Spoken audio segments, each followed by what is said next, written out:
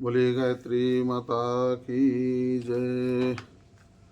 आइए आज गीता चिंतन में हम अध्याय 11 श्लोक नंबर 46 और 47 का चिंतन करते हैं, जिसमें श्री भगवान अर्जुन से कहते हैं, मया प्रसन्नेन तवार्जुनेदं रूपं परं दर्शितमात्मयोगात् तेजोमयं विश्वमनन्तमाद्यं यन्मे त्वदन्येन दृष्टपूर्वम्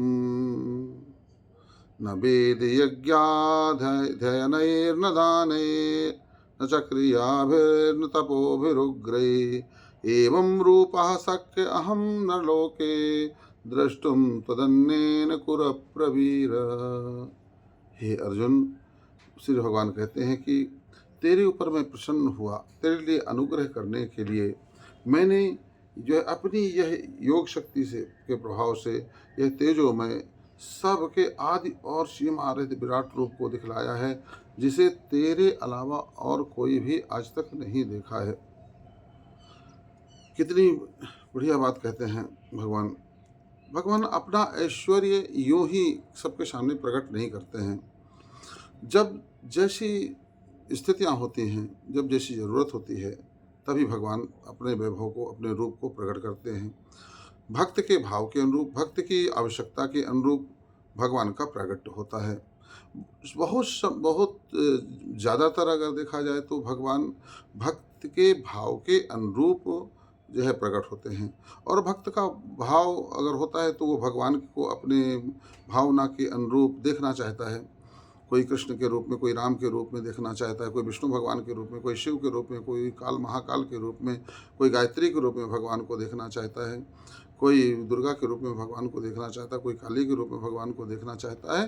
तो ये सब भगवान जो भक्त के भाव के अनुरूप भाव का जो है प्रकटीकरण है।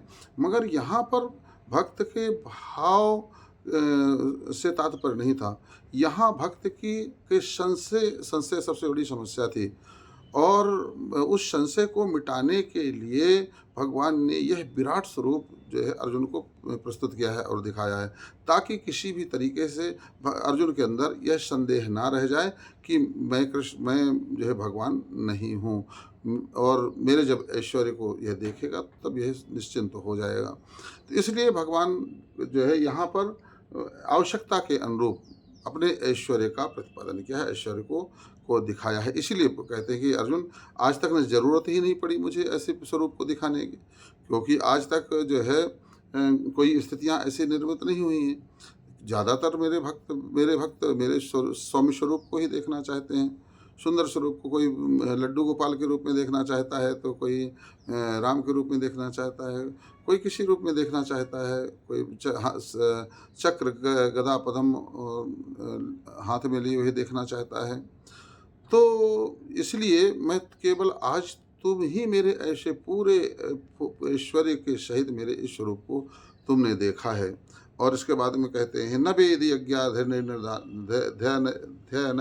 नहीं है, न चाक्रियाभिर तपोभिरुग्रह। ऐसा मेरा यह स्वरूप इस लोक में ना जो है बहुत ध्यान के द्वारा विश्वरूप वाला यह दर्शन मेरा प्राप्त हो सकता है, और न यज्ञों के द्वारा, न दान से, न क्रिया, और ना ही उग्र तप से, किसी प्रकार से यह स्वरूप मेरा जो है किसी को देखने में नहीं आएगा, ना ही देखा जा सकता है। जैसा कि मैंने कहा इसके पहले भी कि क्योंकि जो है यह रूप का दर्शन मैं नहीं समझता कि कोई भी व्यक्ति जो है चाहता हो। भगवान तो अपने भक्त को जगाने के लिए ही यह स्वरूप का दर्शन करवाते हैं। कहीं मैया का भी थोड़ा सा रूप दिखाने के लिए यशोदा को अपने मुख में वह सारी सृष्टि को दिखाया, मैया को जगाने के लिए।